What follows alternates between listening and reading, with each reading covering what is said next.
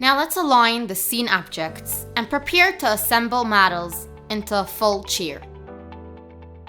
Copy the group using the button Copy at the top left of the interface, and by using Rotate, place the copy on the chair. Now copy the object using the button Alt. Holding the button using the mouse cursor, move the object to a specific location in the workspace. The object is duplicated in the place where we release the left mouse button.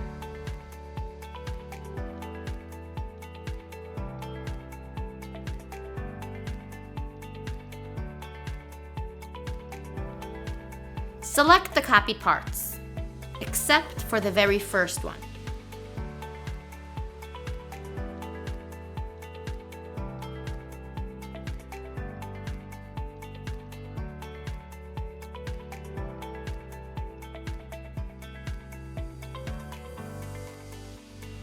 Group and use again Copy.